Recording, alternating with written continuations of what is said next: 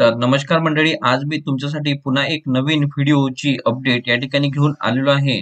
तर आज मी तुमच्यासाठी एक नवीन अपडेट या ठिकाणी घेऊन आलेलो आहे. तर आज मी मुख्यमंत्री माझी लाडकी बहीण योजनेचे जे पैसे आहे ते 1500 वरून 2100 रुपये झाले किंवा नाही, हा मुद्दा या ठिकाणी तुमच्यासोबत मी इथे क्लिअर करणार आहे.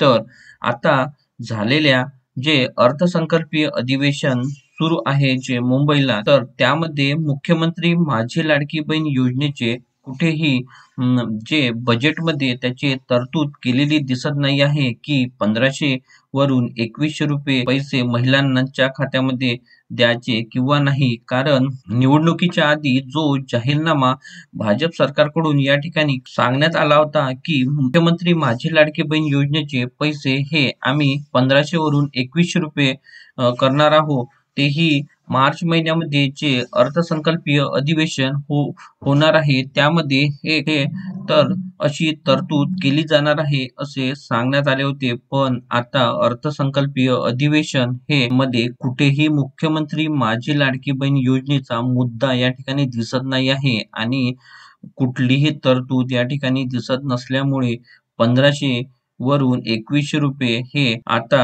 होणे शक्य नाही आहे. कारण आधीच सरकारच्या तिजोरीवर मुख्यमंत्री माझी लाडकी बहीण योजनेचा जो पडणारा जो भार आहे त्याला कमी करण्यासाठी जी सरकारकडून पडताळणी सुरू करण्यात आली होती, ती पडताळणी करून जवळपास 9 लाख महिलांना याच्यातून वगळण्यात आलेले आहे आणि आता सरकार महिलांना कसे वगळता येईल याकडे जास्त लक्ष देत आहे.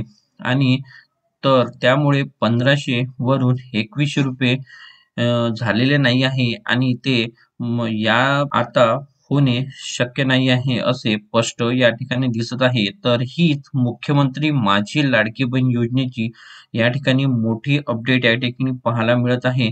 तुम्ही जर माझ्या चॅनलवर नवीन असाल तर चॅनलला सबस्क्राईब करा, कारण या चॅनलवर आम्ही असेच नवनवीन व्हिडिओ टाकत असतो आणि विशेष करून मुख्यमंत्री माझी लाडकी बहीण योजनेची जी काही नवीन अपडेट असते ती तुमच्यापर्यंत सर्वात आधी पोहोचत असतो. धन्यवाद.